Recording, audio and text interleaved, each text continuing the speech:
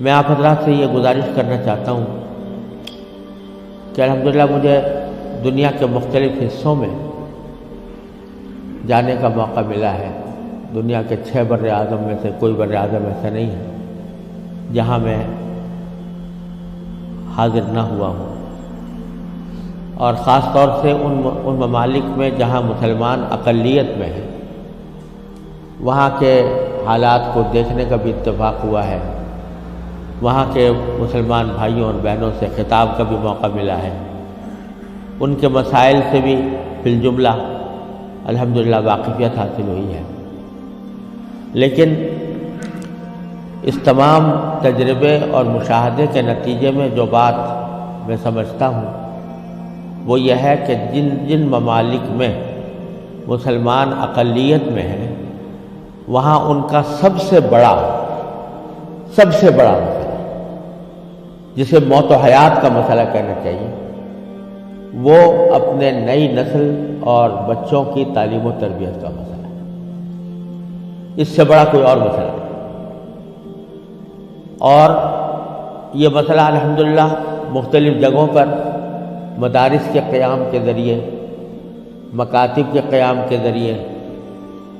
اور اسلامی اسکولوں کے قیام کے ذریعے ان کو حل کرنے کی کوشش کی جا رہی ہے، لیکن اب بھی جو ضرورت ہے اس ضرورت کے حساب سے اگر دیکھا جائے تو شاید ابھی 1% بھی کام نہیں ہوا۔ اور یہ ایک ایسا مسئلہ ہے جس کو میں موت و حیات کا مسئلہ سمجھتا ہوں، اور آپ نے تو اس کا زیادہ بہتر طریقے سے مشاہدہ کیا ہوگا، لیکن میں آپ کو خود اپنا تجربہ بتاتا ہوں کہ سن 1978 میں، یعنی آج سے تقریباً 38 سال پہلے مجھے سب سے پہلے امریکہ جانے کا اتفاق ہوا۔ اس وقت سن 1978 میں سب سے پہلے میں امریکہ گیا تھا، اور ایک مسلمان تنظیم کی دعوت پر گیا تھا۔ مسلمان تنظیم کا اس وقت بہت سی مسلمان تنظیموں کا ایک وفاق تھا جس نے ہمیں دعوت دی تھی۔ تو جب میں اس تنظیم میں پہنچا اور اس کا سالانہ کنونشن تھا، اس میں حاضری ہوئی، تو سب سے پہلے تو میں یہ دیکھ کر حیران رہ گیا کہ جب شام کو دعوت کا اہتمام کیا گیا تو اس میں کہیں دور دور حاضرین کے اندر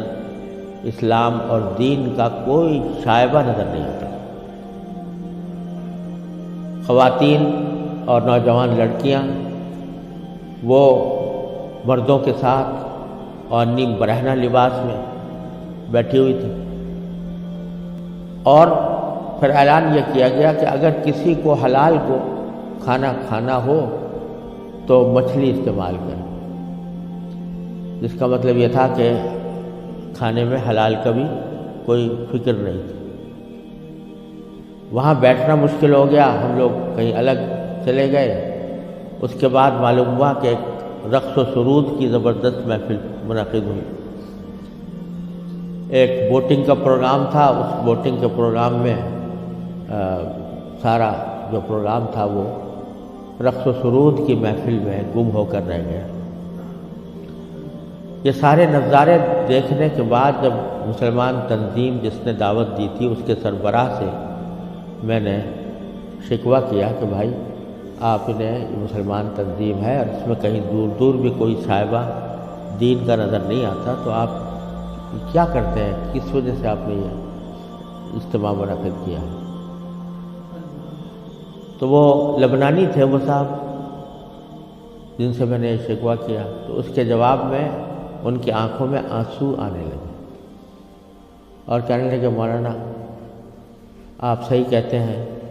لیکن یہ وہ قوم ہے کہ جس کے بارے میں بس ہم اتنا چاہتے ہیں کہ یہ کم از کم اپنے آپ کو مسلمان کہتی رہے۔ یہ اگر ہم یہ سمجھتے ہیں کہ اگر یہ صرف اپنے آپ کو مسلمان کہتی رہے تو یہ بھی ہماری کامیابی ہے، ورنہ اس کو اسلام سے کوئی تعلق رہا نہیں۔ ان کے آباء و اجداد کھانے پینے کی تلاش میں، تجارت اور معیشت کی تلاش میں یہاں آئے تھے۔ ان کو اپنے بچوں کی تعلیم و تربیت کی کوئی فکر نہیں تھی۔ یہ اسی ماحول کے اندر پلے بڑے ہیں، اور اس کے نتیجے میں ان کو دور دور بھی کہیں ان کے اندر کوئی شائبہ دین کا نظر نہیں آتا۔ ہمارا کام صرف یہ ہے کہ ان کو اس بات پر جمع کر لیں کہ بھئی تم مسلمان ہو، اپنے آپ کو مسلمان کہتے رہو، ورنہ اسلام کی کوئی چیز ان کے اندر باقی نہیں رہے۔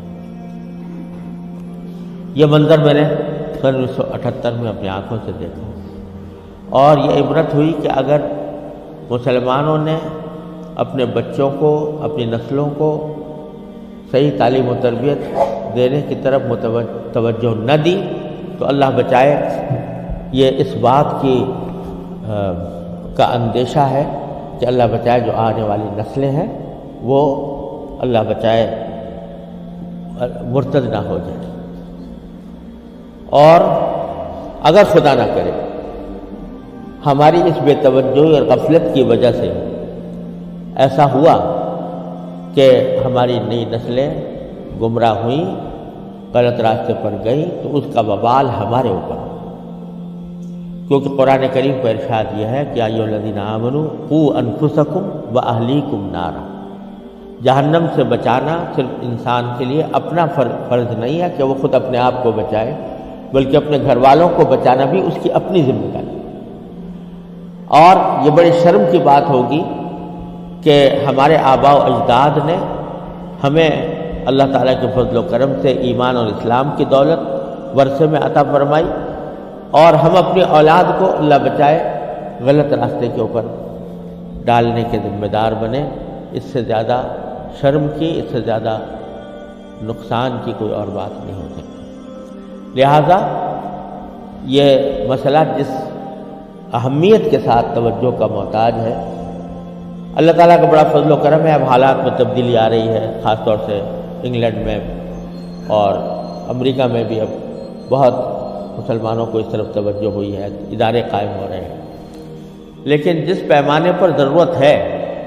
اس پیمانے کی ابھی تک کمی ہے، اور اس کا واحد علاج یہی ہے کہ جس کے دل میں بھی یہ درد ہے وہ دامے، درمے، قدمے، سخنے، جس طرح بھی ہو سکے وہ ایسے ادارے قائم کرنے کی کوشش کرے، اور اداروں کے ساتھ تعاون کرے، اس میں اپنے بچوں کو بھیجنے کا اہتمام کرے۔ لوگ چندے کرتے ہیں، ٹھیک ہے، چندہ بھی